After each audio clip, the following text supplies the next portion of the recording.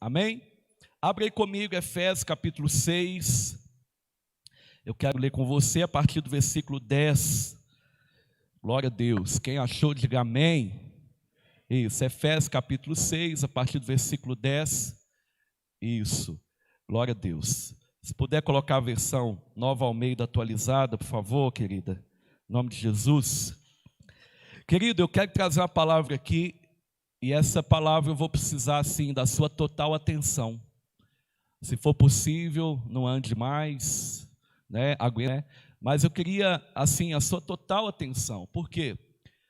O que nós vamos ministrar aqui hoje é algo que o Senhor me deu, assim, há uns 4 anos atrás. E eu não preguei ainda sobre isso. Eu quero falar sobre as resistências espirituais que nós enfrentamos aqui na nossa cidade. E o tema da mensagem é isso. São as resistências espirituais que nós enfrentamos aqui na nossa cidade. E o tema, na verdade, é a visão espiritual. E como eu disse aqui, ninguém consegue servir a Deus da maneira de Deus, não da nossa maneira, mas da maneira de Deus, sem ter visão espiritual. Eu quero usar esse texto do apóstolo Paulo, que é muito conhecido. Eu quero usar ele como base aqui para quê? Para que a gente possa ter um discernimento de qual é a nossa luta. Queridos, se você entender aqui o que Deus vai trazer, isso pode mudar completamente a sua vida. Isso pode mudar a sua maneira de enfrentar as lutas que nós enfrentamos. Isso pode mudar o seu comportamento. Isso pode mudar a sua oração. Isso vai mudar a sua intercessão, a sua busca. Isso vai te fazer posicionado frente às batalhas que nós temos. Nós somos levantados como um grande exército do Senhor, amém? Nós somos soldados de Cristo, a qual Ele é o nosso general. E um soldado, se você acompanha um pouco o exército, as forças armadas, né? Se você é como eu, gosta de alguns filmes, gosta de estudar ali toda aquela disciplina, filosofia de um quartel-general, por exemplo, você vai ver que um soldado, ele não pode baixar a guarda. Um soldado, ele não pode andar displicente. Um soldado, ele não pode ficar distraído. Ele precisa estar o tempo inteiro focado. E o problema é que, às vezes, nós, soldados de Cristo, a gente se distrai. Eu lembro de uma brincadeira que a gente tinha quando criança, né? A gente chegava por trás da pessoa, lembra disso, Pingo? E dava um toque assim no joelho e perguntava assim, vamos ver se você pode ir para a guerra.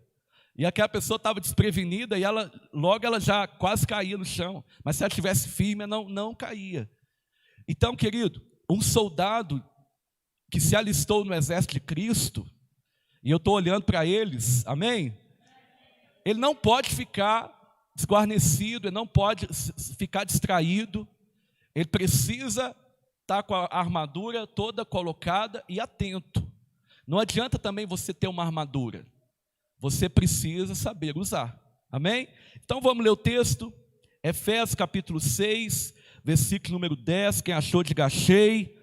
Se você está sem Bíblia, acompanha conosco aqui, né? Em nome de Jesus, está assim, ó.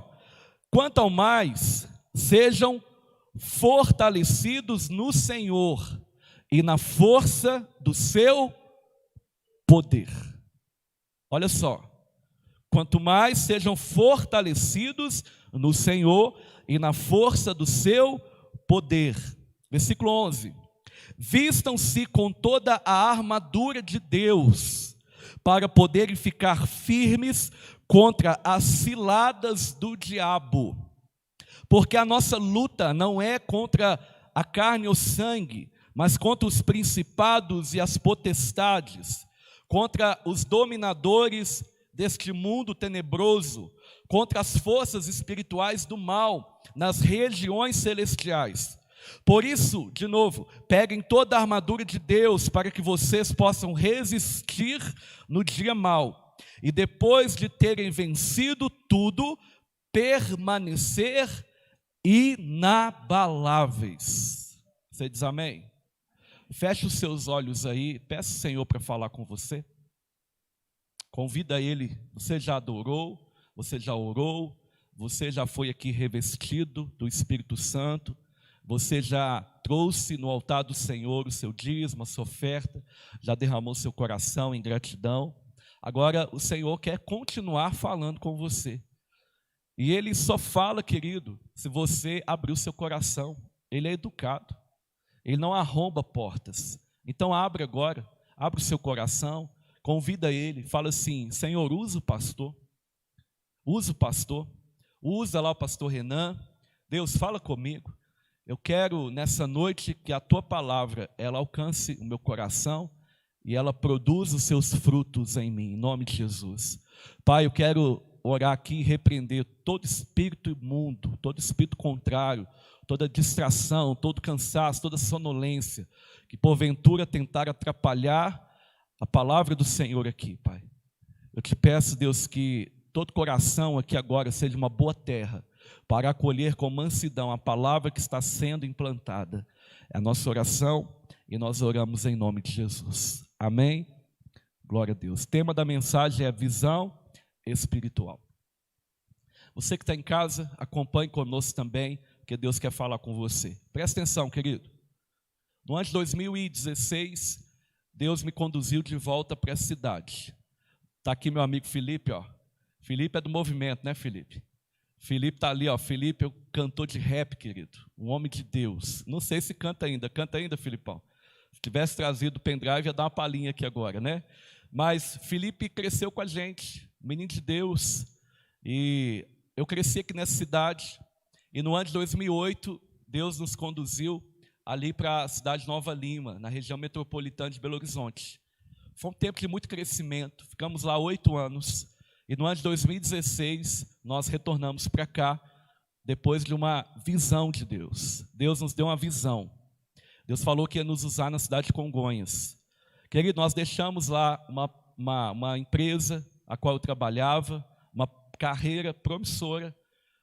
Nós deixamos um ministério muito bom. A área que a gente tomava conta da igreja, maravilhosa. Nós estávamos crescendo muito. Deixamos tudo isso para trás. Um lugar maravilhoso, onde nós já tínhamos ali nos adaptado. Mas quando nós entregamos a vida para Jesus, nós fizemos uma escolha de não escolher a nossa escolha, de andar na medida de Deus. Amém? E eu estava contando na quinta-feira, na sexta, né? Para os meninos aqui do louvor, estava falando com eles assim, como que foi que eu conheci a minha esposa. Está dando uma aula para eles, né, irmão? Para eles aprenderem também. Brincadeira. Estava compartilhando com eles, e aí eu falei com eles assim: irmãos, no dia que eu encontrei a minha esposa, que a gente decidiu namorar, eu falei assim: você está preparada para ser esposa de pastor? Porque eu vou ser pastor. Deus já tinha me chamado. As decisões que você toma em Deus, elas te arremetem. Elas fazem com que você alcance voos mais altos. Querido, Deus, Ele trabalha no seu livre-arbítrio, mas Ele tem um propósito para a sua vida. Você diz amém? Deus, ele respeita a sua liberdade, claro. Mas Ele tem um propósito para você. Algo que Ele escreveu antes mesmo de você nascer. A nossa missão aqui é tentar viver esse propósito e não fugir desse propósito. Não se distrair em meio às propostas que o mundo traz, que o diabo traz e que a carne deseja. Os nossos 3 inimigos é esse: o diabo, a carne e o mundo, né? Então não se distrair, por quê? Quando eu me distraio, eu estou abrindo mão do propósito de Deus para a minha vida. Então as consequências são muito grandes. Porque se você decide viver o propósito de Deus, você tem sobre a sua vida a bênção de Deus. E você pode enfrentar o que for, querido. Mas você sabe que está vivendo o que Deus te chamou para viver. E a promessa de que Ele estaria conosco, que está ali, ó, Mateus 28, do 18 ao 20, a promessa que Ele estaria conosco é quando nós andamos nesse propósito. Está entendendo isso? Outro dia eu preguei aqui e falei que a promessa de Deus era Isaac. Ismael não era promessa, mas Deus não deixou de abençoar Ismael. Só que a promessa era Isaac. Ismael, ele viveu não a bênção de Deus, mas a misericórdia de Deus. Tem muito crente, querido, que não está vivendo a promessa de Deus, está vivendo a misericórdia. Mas vai haver um dia que essa misericórdia ela vai ser removida e vai vir então um juízo.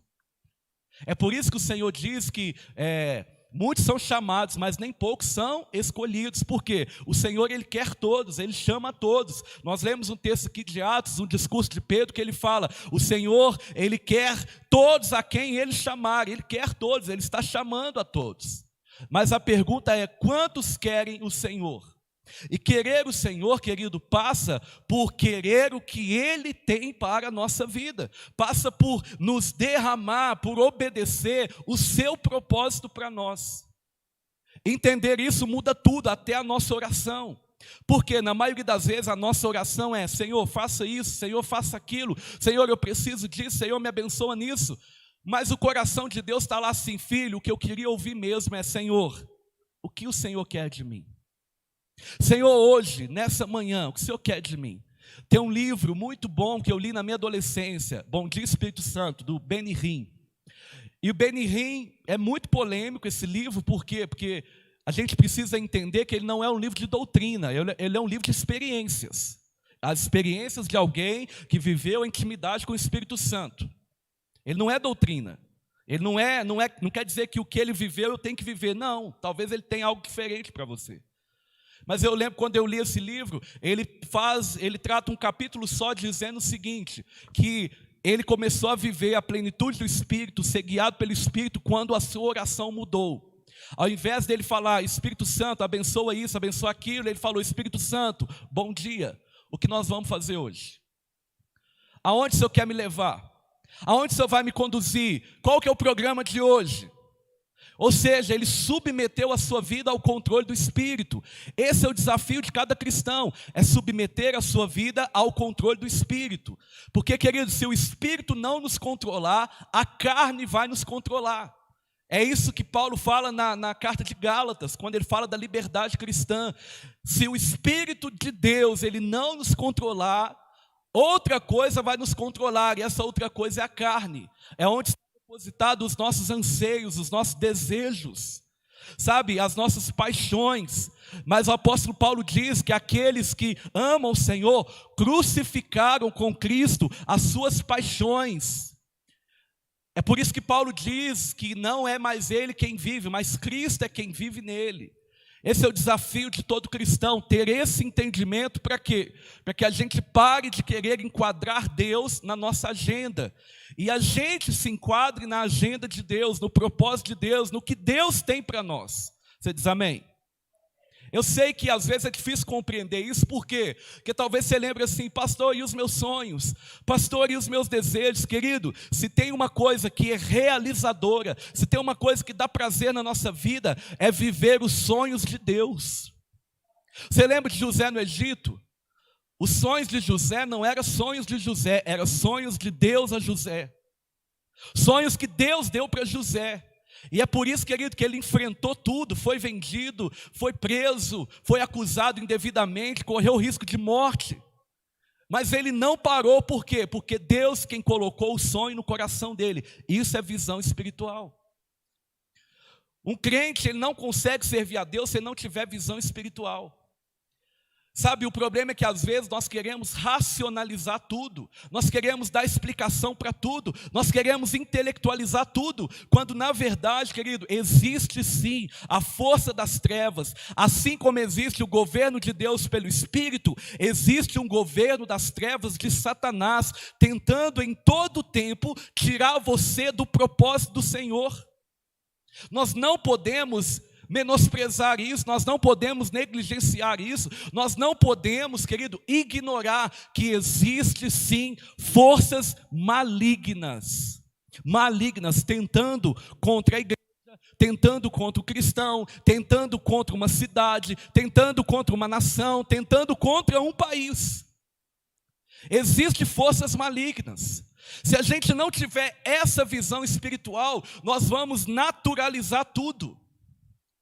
Sabe, nós precisamos ter um grande equilíbrio. Paulo fala que ele ora com a mente, mas também ora em espírito. Jesus, ele falou com os fariseus, vocês erram, porque vocês não conhecem nem as escrituras e nem o poder de Deus. Sabe, querido, então, nós precisamos buscar o entendimento da palavra e também o poder de Deus. Aleluia. Precisamos buscar isso. E quando a gente começa a ter discernimento disso, a gente começa a entender que existem forças malignas. E que a nossa luta é contra essas forças. O apóstolo Paulo escreve a carta de Efésios, e ele trata de uma série de questões. Ele trata sobre família, ele trata sobre comportamento, ele trata sobre moralidade, ele trata um tanto de coisa. Ele confronta mesmo o pecado. A igreja ali de Éfeso era uma igreja que viveu muita coisa com o Senhor. Éfeso era uma grande cidade, uma metrópole. E aquele campo missionário era um campo muito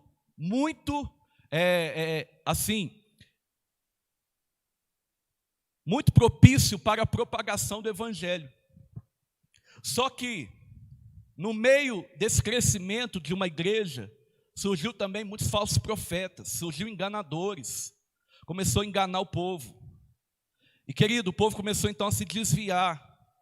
E aí o apóstolo Paulo escreve, o apóstolo Paulo corrige um tanto de coisa, mas no final ele fala assim: olha, queridos, tem uma coisa aqui que eu quero deixar para vocês. Eu quero dizer para vocês sobre a armadura que vocês precisam. Sobre o que é que vai dar condições a você, o que vai proteger vocês, o que vai fortalecer vocês. Então ele escreve aqui o texto que nós lemos, Efésios 6, a partir do versículo 10. Ele fala que nós devemos nos fortalecer no Senhor. E querido, no ano de 2016, nós tínhamos acabado de voltar para cá e eu estava orando. Eu subi lá para o alto assim, lá na cobertura da casa da minha sogra, e dali eu visualizei muito bem a cidade. E eu fiz uma oração, eu falei: Deus, me mostra quais são as fortalezas espirituais dessa cidade. Por quê, querido? Deixa eu te explicar. É muito fácil a gente perceber as fortalezas espirituais. O que é fortaleza? São resistências. Fortaleza é aquela grande construção, né, onde é difícil de penetrar. Então, são grandes resistências, são grandes opositores, inimigos do avanço do evangelho, coisas que tentam minar a força da igreja, do povo de Deus, mas fortalezas também que aprisionam as pessoas, que fazem elas cativas, oprimidas, e laçam elas assim como um laço do passarinheiro mesmo, e que vai matando a pessoa aos poucos. E são fortalezas. E eu orei a Deus e perguntei para Ele. E é muito fácil a gente perceber os problemas, por exemplo, de uma nação. É muito fácil a gente perceber os problemas do Brasil. A gente sabe que o Brasil está mergulhado em imoralidade, mergulhado em corrupção. Há um desvio de caráter enorme na sociedade, a gente sabe disso. Quando a gente olha para o Brasil, querido, a gente percebe claramente o que está atuando. De que maneira Satanás ele está atuando e ele está aprisionando as pessoas.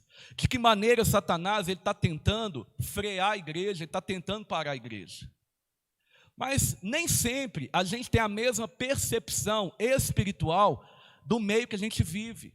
Nem sempre a gente tem a percepção da nossa cidade.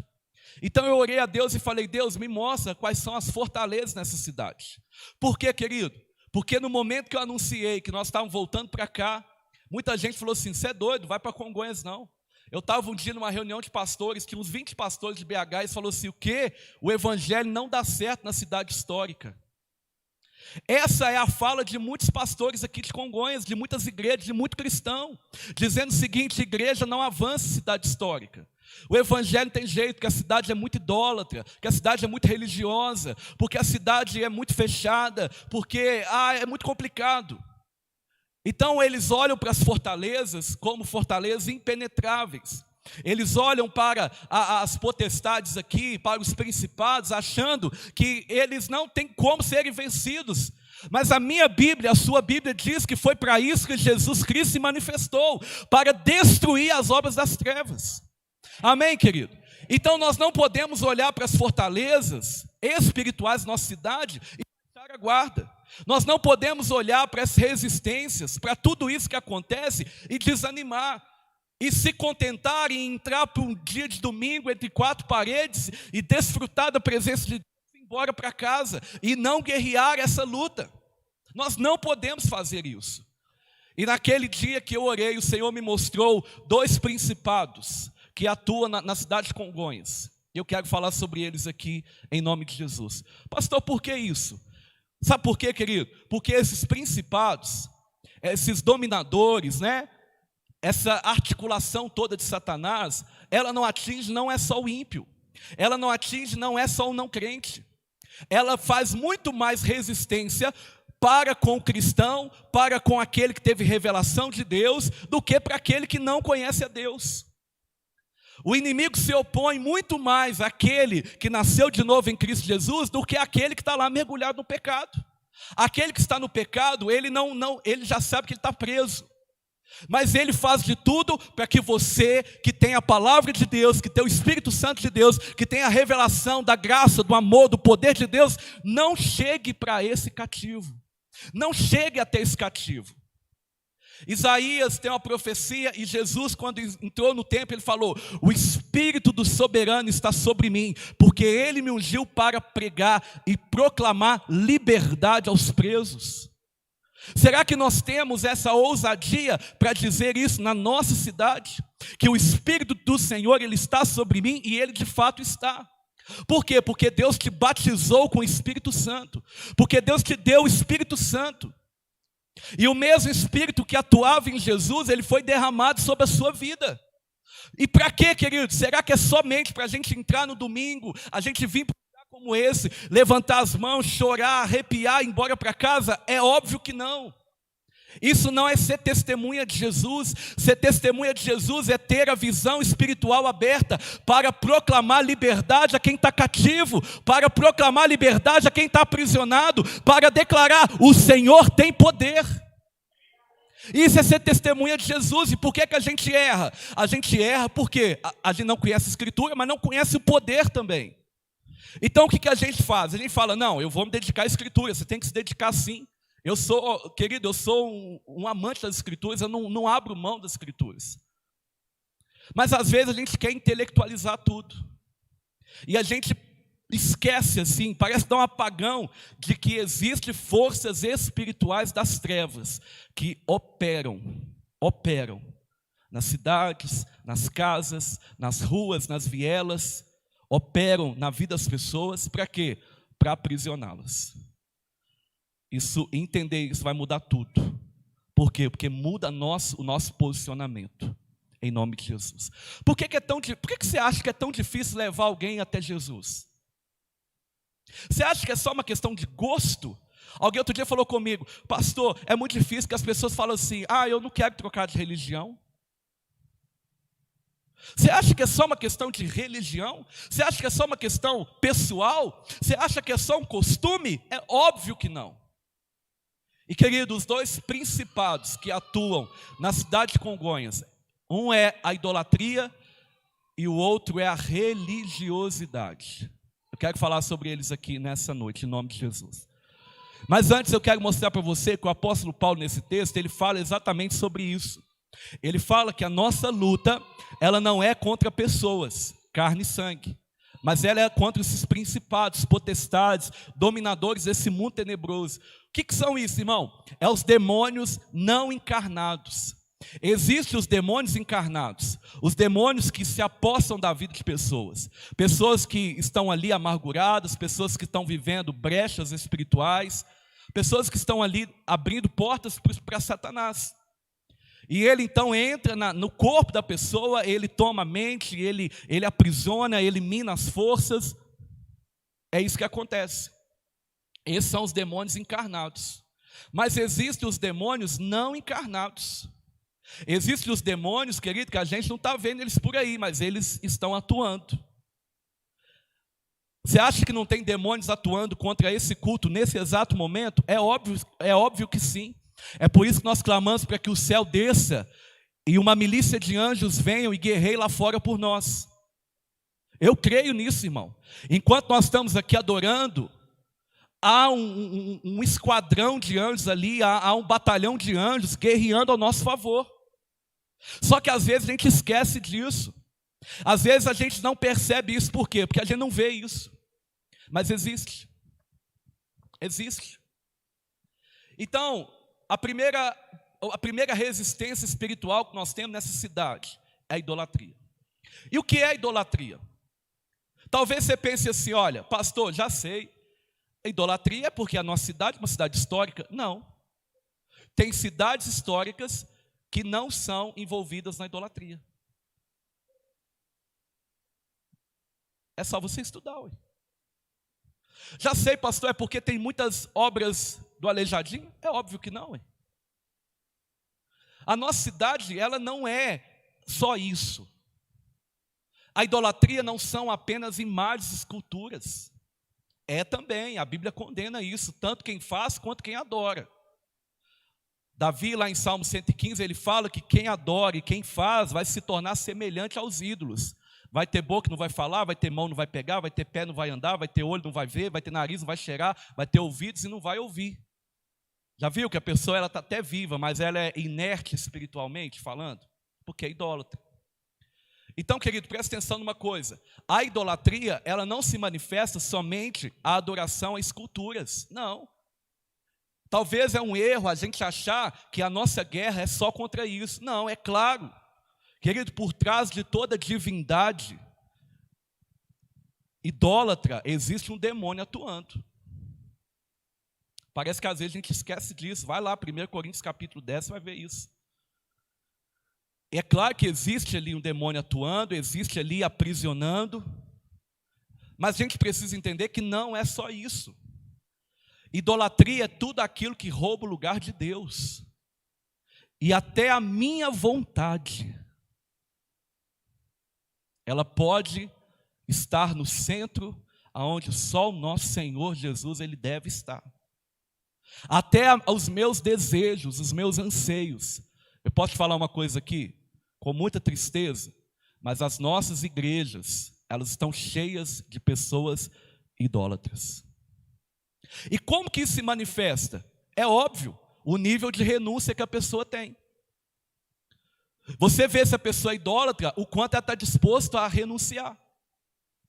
Querido, eu falo que Deus está disposto a te dar tudo aquilo que você estiver disposto a devolver para Ele. Mas aquilo que você não tem coragem de abrir mão, isso é um ídolo na sua vida. Isso se tornou um ídolo. Você está adorando a isso, aquilo tem toda a sua atenção. Eu quero te fazer uma pergunta, e se Deus te pedir aquilo que você gosta muito na sua vida, assim como Ele pediu Isaac para Abraão, você tem coragem de dar? Isso demonstra onde está o teu coração. A idolatria, ela não está ligada apenas a imagens e esculturas, mas tudo aquilo que rouba o lugar de Deus na minha vida, se tornou um ídolo. Querido, pode ser o meu,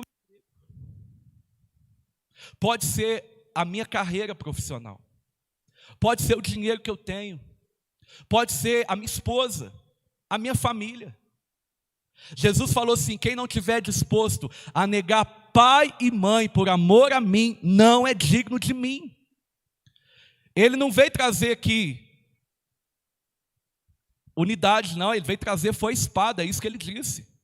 O evangelho veio trazer espada, porque ele veio te separar de tudo aquilo que te separa de Deus.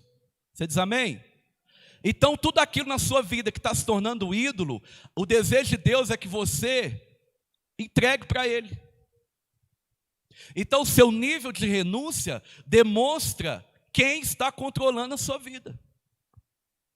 Se você não está disposto a renunciar ao que você tem, o que você é, o que você ocupa hoje, por amor a Deus, querido, você pode estar sendo idólatra. Você pode estar idolatrando. O que você valoriza mais na sua vida? É a vontade de Deus ou é a sua vontade? Quando a sua vontade entra em confronto com a vontade de Deus, com qual você fica? Quando os seus desejos, os seus anseios entram em confronto com a vontade de Deus, como é que você fica? Como que você fica? Isso demonstra onde está o nosso coração, porque Jesus falou, onde estiver o teu tesouro, ali também estará o teu coração. O que é tesouro? Tudo aquilo que vale muito. Lembra da dona Florinda chamando o Kiko de tesouro? Aquela mulher fazia tudo pelo seu filho. Por quê? Para ela, ele era o ídolo dela. O que é o tesouro da sua vida? O salmista diz: minha porção é o Senhor. Aleluia. Minha porção é o Senhor, a minha herança é o Senhor. Então eu quero te perguntar, será que esse principado da idolatria, ele não tem atuado sobre a sua vida? Querido, o diabo não tem poder para te matar. Não tem. Você que é nascido de novo verdadeiramente, ele não tem poder. Porque se ele tivesse, ele já tinha feito isso há muito tempo. Ele não tem poder. Ele não tem poder para te possuir. Não tem. Porque você é selado pelo Espírito Santo de Deus. Mas o diabo, ele trabalha em todo espaço que você dá para ele. Se você dá espaço para ele, então ele tem autorização. É o que a gente chama de legalidade ou brecha. Se a gente dá legalidade para ele, então ele pode trabalhar. E se impera no nosso meio, no local que nós moramos, um principado de idolatria, querido, nós temos que nos posicionar contra tudo na nossa vida que queira roubar o lugar de Deus. Eu conheço pessoas que, por exemplo, arrumam um emprego, para com tudo em relação a Deus. Para de orar, para de estudar a palavra, abandona o ministério, abandona a congregação. Eu te pergunto, o que está acontecendo ali? Uma idolatria. Eu conheço pessoas que recebem bênçãos na sua vida, param tudo, param de servir a Deus. Pessoas que casam, param de servir a Deus. Pessoas que arrumam um namorado, uma namorada, param de servir a Deus. Eu te pergunto, qual que é o problema ali? Será que o problema é a falta de tempo? Será que o problema é o acúmulo da agenda? Ou será que não é uma influência de um principado que está ali nos distraindo, tentando nos parar em meio ao propósito do eterno? Você está entendendo então como que a nossa visão espiritual, ela tem que estar aberta? Lá ia falar abrida. Ela tem que estar aberta. Por quê? Porque senão, querido, a gente se distrai e nem percebe. A gente é enredado por um caminho idólatra e nem percebe. E quando a gente já cai em si, aquilo ali já nos aprisionou de tal forma que parece que a gente não consegue mais sair. Aí você fica longe de Deus, você fala: pastor, Deus não me escuta, pastor, não estou conseguindo orar. Eu venho no culto e parece que eu entrei gelado, saí oco. Está todo mundo do meu lado recebendo, todo mundo desfrutando da presença e eu não. Por quê, querido? Porque talvez a sua vontade está muito no centro da sua vida. E aí você não dá espaço para Deus se manifestar. Está entendendo isso? E por causa da idolatria, querido, nós vamos sendo empurrados cada dia mais para o centro das nossas vidas. É daí que vem alguns problemas. Vem o egocentrismo, que é eu no centro. Vem o egoísmo, que é eu quero tudo para mim. Vem o orgulho, que diz eu é que sou bom, o resto que se lasque. Vem muitos outros problemas. É da idolatria que vem, sabe o quê? A devassidão. É da idolatria que vem pecados de imoralidade, adultério, pornografia, imoralidades. É da idolatria, homossexualidade. Por quê? Porque o meu desejo, a minha vontade, o meu prazer tem que estar no centro. E se ele está no centro, eu não importo para o que Deus fala. Então o que eu quero é satisfazer a minha carne. Então eu deixo o meu ambiente de casamento, que é a vontade de Deus, e eu vou para o ambiente do adultério, porque é o desejo da carne. Eu deixo o ambiente do quê? Da essência da criação, e vou para o ambiente da homossexualidade. Por quê? Porque eu estou no centro, então eu quero satisfazer a minha carne. Eu deixo o ambiente de Deus, a segurança daquilo que é moral, e eu vou para aquilo que é imoral. Por quê? Porque a minha vontade está no centro. Então é daí que vem a idolatria. Só você ler Romanos capítulo 1 e você vai perceber o seguinte: que Deus os entregou às paixões infames. Por causa de quê? Por causa das suas próprias cobiças. Então, querido, presta atenção. Por quê? Porque o entendimento disso aqui te coloca num perfeito, num correto alinhamento.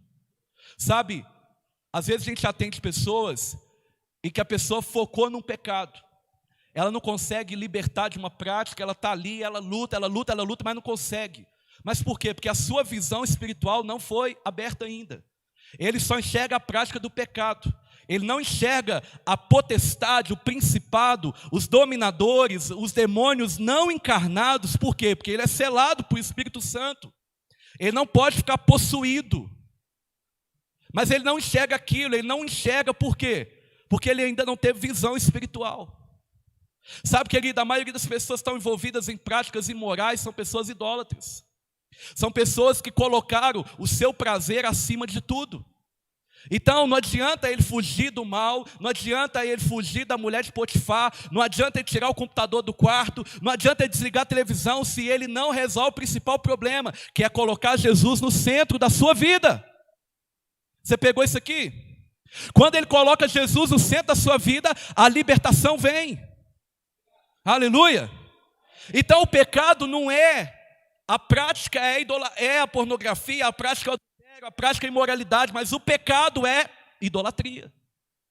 A Bíblia diz que é por causa da idolatria que vem a ganância, é por causa da idolatria que vem a promiscuidade, é por causa da idolatria que as pessoas se tornam orgulhosas.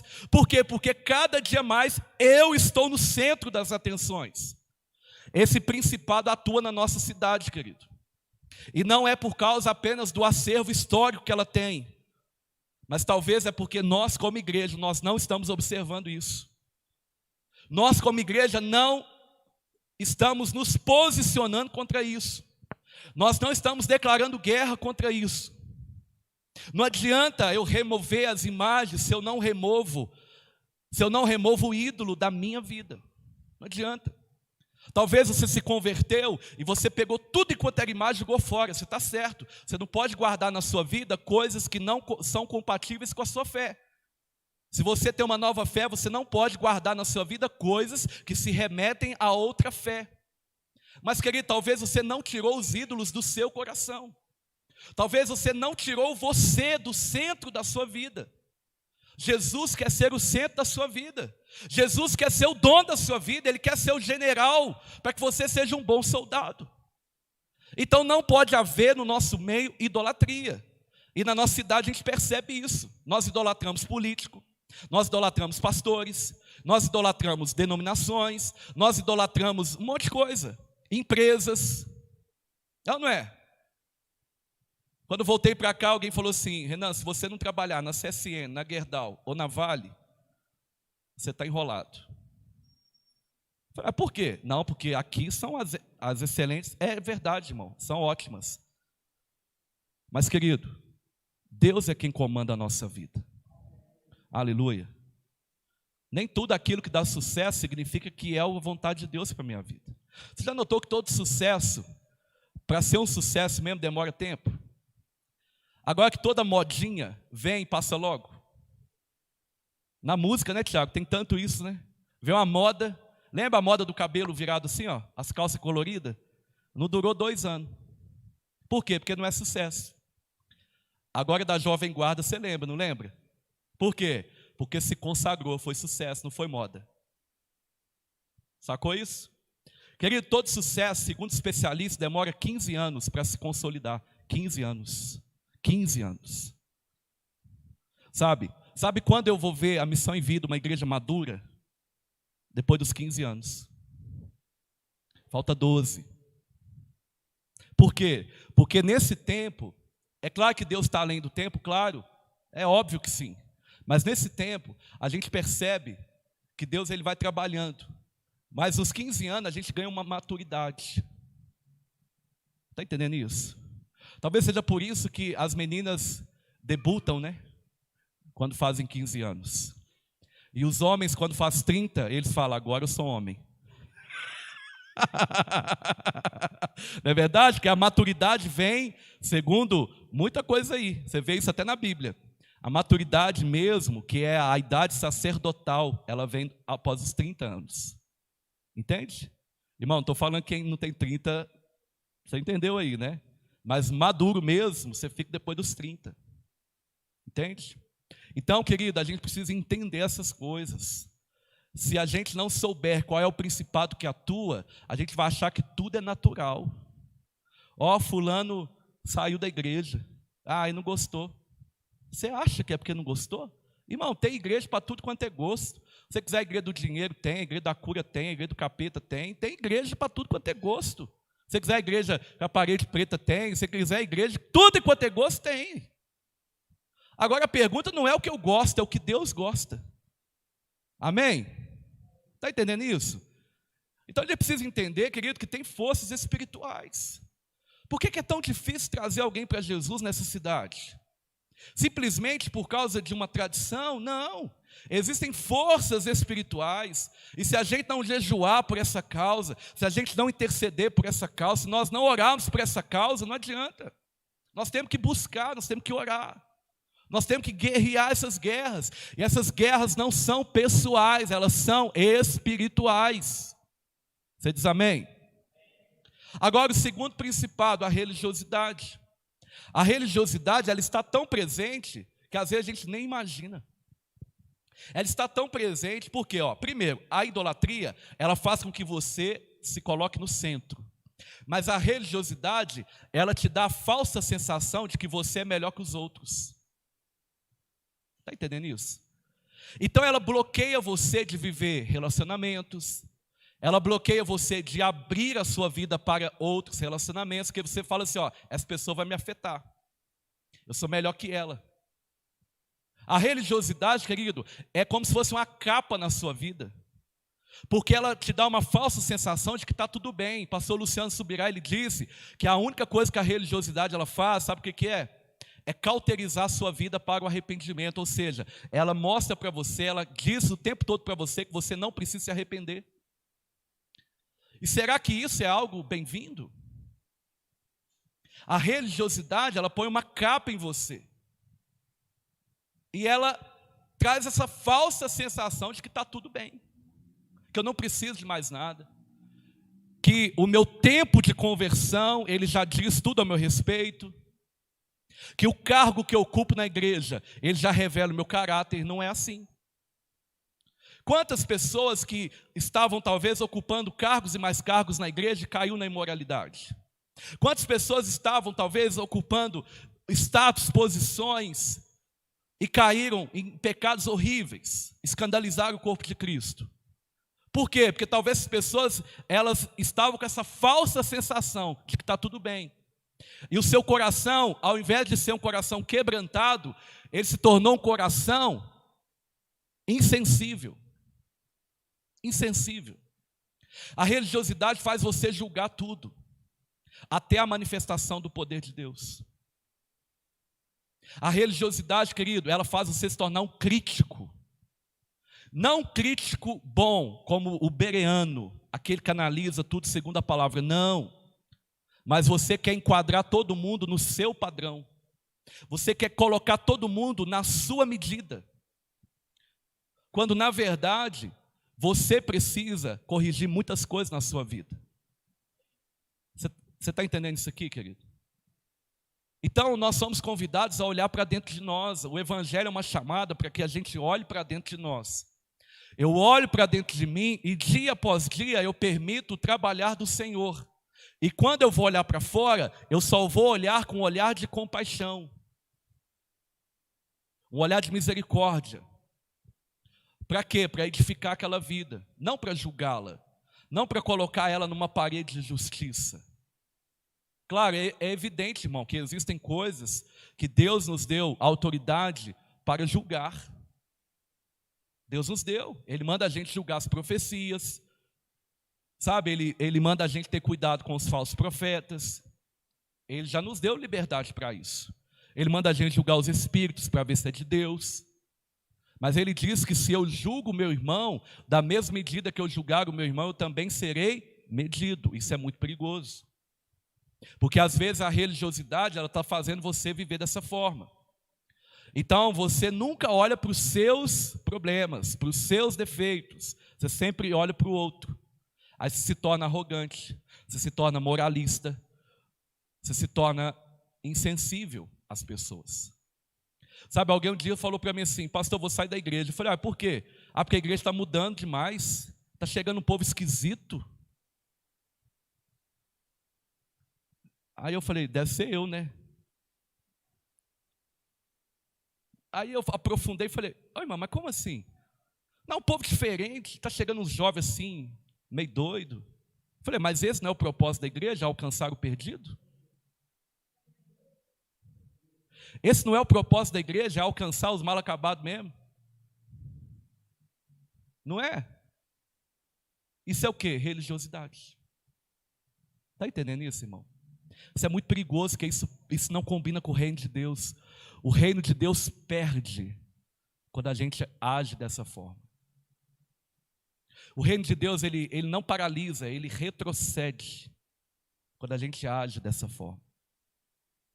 Então, querido, nós temos que entender contra o quê, contra quem nós estamos lutando. Se você não tem visão espiritual, você acha que todo problema é alguém que está causando. Então você foca em pessoas, você briga com todo mundo. Você bate todo mundo, você critica todo mundo. Porque você acha que é alguém que está causando. Então, a falta de visão espiritual faz você enxergar as pessoas como problemas. Agora, a visão espiritual faz você não ver o problema da pessoa, faz você ver o que Deus é capaz de fazer na vida da pessoa. Você diz amém? Quando você olha para alguém que não tem Jesus, o que você vê? As dificuldades dele de se converter? As resistências dele em aceitar a palavra? Ou você vê o poder de Deus para transformar aquela vida? E levar ele de um ateu, de um incrédulo, a um servo do Deus Altíssimo?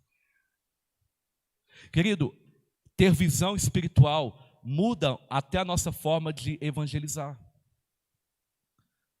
Muda. Aliás, quem está dominado pela idolatria e religiosidade não evangeliza. Por quê? Porque ele se importa com ele mesmo, então ele já está no céu, ele já está com o pé lá no céu, ele já é salvo, então ele se preocupa só com ele. E a religiosidade ele fala: não, o quê? Eu vou conversar com esse irmão aqui, eu vou conversar com essa pessoa aqui? Não, de jeito nenhum. A nossa proposta de igreja é totalmente contrária dessas coisas. Nossa proposta de igreja não é uma igreja que se reúne, é uma igreja que é espalhada. Nossa proposta de igreja, querido, na verdade não é da missão em vida, é a proposta do reino de Deus. É o seguinte: todo mundo que eu estou vendo aqui, eu estou vendo uma igreja. Está entendendo isso? Quando a gente terminar esse culto daqui 10 minutos, o salão da igreja fica aqui. A estrutura da igreja fica aqui, mas a igreja vai cada um para o seu canto. A igreja vai para a Vale, a igreja vai para a CCN, a igreja vai para a educação, a igreja vai para a saúde, a igreja vai para as ruas, a igreja vai para a internet. Porque a igreja é você. Agora, se essa igreja não tem visão espiritual para saber com quem ela está lidando, ela sempre vai arrumar problema com os outros. Então tudo é o outro que falou mal, tudo é o outro que criticou, tudo é o outro que está querendo se achar. E ele nunca vai ver, querido, que esses demônios não encarnados, eles estão em todo o tempo tentando é o quê? Tirar você da bênção, tirar você da presença, tirar você do propósito. Querido, o pior testemunho que pode haver na terra é um cristão ruim. É o mau cristão. Pior testemunho. O que é o mau cristão? O mau cristão não é aquele que peca, não. Não é aquele que falha, não. O mau cristão é aquele que acha que nunca vai pecar e que acha que nunca vai errar. O mau cristão é esse. Por quê? Porque ele passa uma visão de que tudo está muito bem. Só que as pessoas o conhecem na intimidade. Então ele está falando de Deus, mas ele não paga ninguém no mercado. Ele está falando de Deus e as contas dele, ninguém quer vender para ele porque não paga. Ele está falando de Deus, mas, querido, ele bate na mulher em casa. Eu já falei aqui que se eu receber reclamação de algum homem que está batendo na mulher, eu não vou orar não, vou chamar a polícia. Ué. Porque o homem que bate na mulher não merece nem oração, não, ele merece cadeia. Depois a gente ora por ele. Não é verdade? De maneira nenhuma. Nós não aceitamos isso. Nós, pastores, nós temos um compromisso ético e moral com a sociedade. Assim como alguém que abusa de criança, mesma coisa. Primeiro ele tem que pagar pelo crime dele. E nós vamos orar para Deus ter misericórdia da alma dele, para ele se arrepender. Você está pegando isso aqui, meu irmão? Amém? Então o mal cristão é esse. Ele diz que está tudo bem, mas ele dá prejuízo aos outros, ele ganha dinheiro de forma ilícita. Sabe, ele não paga as pessoas. Esse é o mal cristão. Mas ele está ali, porque eu profetizo, porque eu faço isso, eu faço aquilo. Deus está assim, pera aí, filho, eu te conheço. Eu sei muito bem quem você é. Está entendendo isso, querido? Então a gente precisa tomar cuidado para que essas forças das trevas, elas não atuem sobre a nossa vida. Você quer ver uma outra dificuldade que essas coisas trazem? Por exemplo, quem não é daqui de Congonhas? Levanta a mão. Isso. Quem é daqui de Congonhas e morou fora? Um tempo. Muita gente. A maior reclamação que alguém que viveu uma dessas duas experiências tem é o seguinte: Congonhas é difícil ter amigos. Sim ou não? Congonhas é difícil ter amizade. Sim ou não? Está vendo? Está todo mundo balançando a cabeça, não é verdade? Você acha que é porque o povo é tímido? Que o povo é mineiro? Não. Por quê, querido? Porque a idolatria atua. Então, o que a idolatria faz? Eu estou no centro. Então não importa com o outro. E porque a religiosidade também atua. Não quero conversa contigo não, ó. Eu sou santo. Ó. As pessoas têm dificuldade de abrir suas casas. As pessoas têm dificuldade de convidar para a casa dela. Eu já fui fazer visita, irmão, que eu fui recebido no portão. Quase no interfone. Ô pastor, ora daí mesmo. E não era tempo de pandemia não, hein? Está entendendo isso? As pessoas têm dificuldade de se relacionar. Por quê? Porque elas estão apenas preocupadas com elas mesmas. Agora, quem sai, assim como eu saí, ou quem chegou de outro lugar, percebe isso claramente. Mas quem já está aqui, às vezes nem percebe. Por quê? Porque para eles já se tornaram natural. Só que quando você experimenta outro local, que lá impera outra potestade, lá impera outro principado, você fala assim, meu Deus, que dificuldade. Então, como que a gente vence essas coisas? Primeiro, querido, é colocando Jesus no centro da nossa vida. Quando Jesus for o centro da igreja, da vida de cada um, querido, a idolatria não mais terá poder na nossa cidade. Você diz amém? Segunda coisa, como que nós vamos vencer isso? Entrando num ambiente de arrependimento.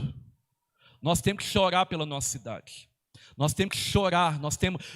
Lá no Antigo Testamento, Deus convidava os profetas e sacerdotes a chorar pelo Israel, a chorar pelo pecado do povo. Nós temos que chorar, querido. Nós temos que nos humilhar, nós temos que estender as mãos e falar assim, Deus, eu me arrependo por essa cidade. Deus, perdoa essa cidade. Ainda que você não esteja pecando, mas você precisa pedir perdão por essa cidade. É isso que um ministro de Deus ele faz, é isso que um profeta faz, é isso que um sacerdote faz. E Deus te constituiu ministro, Deus te constituiu sacerdote. Então nós precisamos fazer isso, nós precisamos orar pela nossa cidade. Nós precisamos chorar, pagar um preço por ela. Se colocar na brecha por essa cidade e dizer, Senhor, por essa causa eu me coloco de joelhos.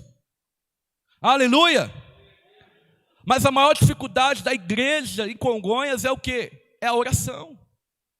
Como é que a gente vai vencer esse principado, essa potestade, esse domínio das trevas, se a gente não ora? Se a nossa oração, querido, é igual a oração da comida. Oração de guerra não é oração barulhenta, não é oração de confronto, é oração de autoridade. Você está entendendo isso? Nós precisamos nos posicionar como um bom soldado, que está vestido com uma armadura, mas uma armadura correta. Você lembra de Davi quando foi vestir a armadura de Saul? O que aconteceu? Ele não saiu do lugar. Sabe o que a gente quer? Não, eu quero a armadura do pastor. Porque o pastor é um homem de Deus. Eu quero a armadura daquela irmã de oração, porque ela é uma mulher de Deus. Não, Deus tem uma armadura para cada um, filho. Aleluia, feito sob medida para você. A minha armadura não serve você. Aleluia. A minha armadura não cabe em você. Assim como a sua não cabe em mim aí. E não é porque você é mais magro que eu, não, isso é fácil. Não é por causa disso. É porque Deus fez uma para você. E cabe a você pegar. Nós estávamos reunidos aqui na sexta-feira com a equipe de adoração, numa vigília de oração. E eu estava aqui em cima, o Senhor me deu uma visão. Eu vi armaduras nos pés de cada um aqui, ó. Eu falei com eles, Deus está dando armadura para vocês. E é interessante que a armadura, ela só tem uma arma de ataque, o resto é defesa. Sabe por quê, irmão? Porque o reino de Deus não é um reino que ataca, é um reino que avança. Um exército, ele não avança só atacando, às vezes ele avança defendendo. Você está entendendo isso? Está entendendo isso? E a Bíblia diz que as portas do inferno não podem prevalecer contra a igreja do Senhor. O que é isso? Jesus está falando que a igreja dele avançou tanto que ela está pressionando as portas do inferno. E aquelas portas vão ser como as muralhas de Jericó, breve elas vão vir ao chão. Querido, quando você avança em direção ao perdido, você está batendo a porta do inferno para arrancar quem está condenado. Se nós, igreja, não avançamos em relação ao perdido, em relação a quem está perecendo, a quem está morrendo sem Jesus, querido, corre o sério risco da gente estar sendo idólatra e religioso. Então nós temos que destruir esses principados e potestades.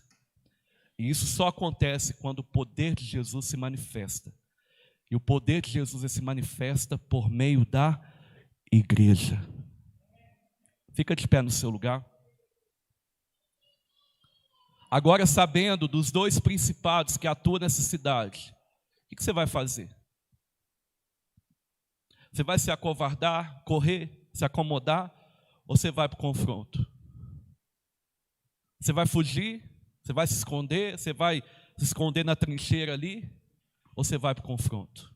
Eu queria que você fechasse seus olhos. A equipe de adoração vai ministrar. E eu queria que você fizesse uma escolha agora. Eu não posso colocar uma armadura em você, mas tem uma aí agora disponível para você. Tem uma agora dos seus pés. A salvação da sua família, querido. Talvez você diz, pastor, eu estou tentando lá em casa, que a minha família seja alcançada. Ah, mas eles são tão duros. Começa a orar contra esses principados. Levanta a sua voz com autoridade e diz, Senhor, em nome de Jesus, eu declaro caído todo principado que atua na vida deles. Eu declaro derrotado toda potestade que prende eles. As pessoas que estão perto de você estão perecendo, filhão. E como que você tem se posicionado em relação a isso? Como? Você acha muito bacana você estar aqui nesse culto enquanto sua família está longe de Deus? Por que o Senhor te alcançou? Para você alcançá-los.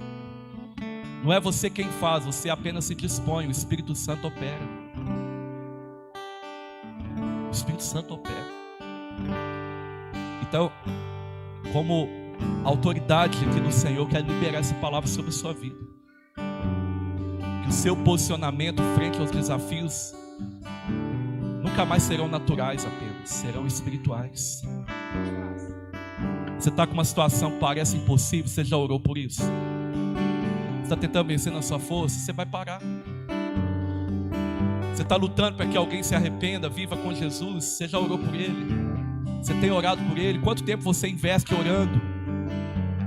Não é pedindo para que ele mude, não, é pedindo para que ele seja solto das amarras do diabo. É declarando guerra.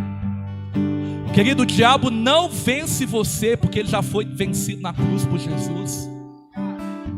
Já foi vencido, ele já foi derrotado.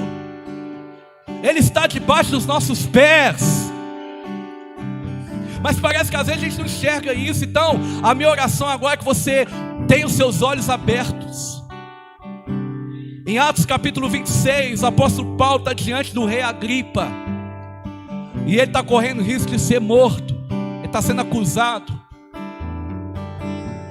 E O rei dá para ele a oportunidade de se defender. Ele fala assim: ó rei, deixa eu falar uma coisa, eu não posso desobedecer a visão espiritual que Deus me deu. E ele conta toda a experiência que ele teve com Jesus no caminho de Damasco. E ele fala: rei, eu não posso ser desobediente à visão que Deus me deu. Sabe o que acontece? O rei libera ele. Irmão, deixa eu te falar uma coisa aqui. Você pode estar diante de um grande principado, você pode estar diante de uma grande potestade, você pode estar diante de um grande desafio, de uma grande prisão, de uma grande fortaleza, mas se você diz: assim diz o Senhor, tudo isso vai ao chão. Feche os seus olhos, abre o seu coração. Cada vez que a minha fé de terem vencido tudo, permanecer inabaláveis. Quando Jesus é o centro da sua vida, você tem segurança. Quando Jesus é a pedra fundamental da sua vida, você tem sustentação. E então você permanece inabalável. E quando você não é um religioso, mas você é um sedento, você tem renovo diário e constante na sua vida. Você é cheio do Espírito Santo e você contempla o sobrenatural. Eu quero fazer uma pergunta aqui. Tem alguém que nessa noite quer entregar a vida para Jesus? Levanta a sua mão assim, ó. Talvez você está cansado de lutar, mas hoje Deus te deu visão espiritual e você viu que você não é nada assim. Você quer entregar a sua vida para Jesus? Levanta a mão assim, ó. Eu só quero orar por você. Ou tem alguém aqui que um dia até já fez isso, mas está vivendo longe. O Senhor deixou de ser o centro da sua vida e hoje quer retornar para a casa do Pai. Levanta a sua mão assim, ou sai correndo do seu lugar, vem aqui à frente. Nós queremos orar por você. Tem alguém? Vem aqui na frente, pode vir. É você mesmo. É você que está chamando. Vem aqui à frente. Se renda a Jesus, querido. Para de lutar. Esse é o seu lugar. Esse é o seu lugar. Esse é o seu lugar. Isso. É isso. O seu lugar é na casa de Deus. Estenda sua mão para cá. Vamos orar por esses irmãos. Pai, em nome de Jesus, eu quero te pedir, Deus, receba eles de volta. Receba eles, Senhor. Em nome de Jesus, Pai. Nenhuma dor é maior do que o Senhor, Pai. Não há pecado que não possa ser perdoado, Deus. Não há erro que não possa ser corrigido. Então, em nome de Jesus, Pai, receba-os de braços abertos, ó Pai. Como o Senhor um dia recebeu o filho pródigo que abandonou tudo e voltou, em nome de Jesus. E agora, Satanás, eu declaro: esses aqui você perdeu.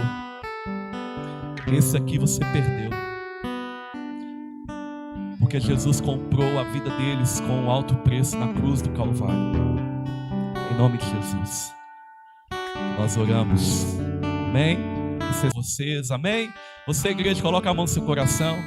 Feche seus olhos. Que a graça do nosso Senhor e Salvador Jesus Cristo, que o amor de Deus, nosso bom e eterno Pai, e que a consolação e a comunhão do Espírito Santo esteja sobre todo o povo de Deus, não só hoje, mas para todo sempre. E toda a igreja diga amém. Aplauda o Senhor mais uma vez. Vá para casa em paz. Deus te abençoe. Muito obrigado. Amém, querido. Você está em liberdade. Amém. Você que está nos assistindo em casa, que prazer estar com você nessa noite de domingo. Eu peço a você que compartilhe, envie esse vídeo aí para as pessoas que você ama, que essa palavra de Deus alcance. Se você também quer entregar a vida para Jesus, se você também quer voltar para o Senhor, eu te convido, tem um telefone passando no seu vídeo. Entre em contato conosco, nós queremos orar, nós queremos abraçar você, nós queremos amar você. E que Deus te abençoe. Um abraço e um beijo no seu coração e até a próxima em nome de Jesus. Amém e amém. Glória a Deus.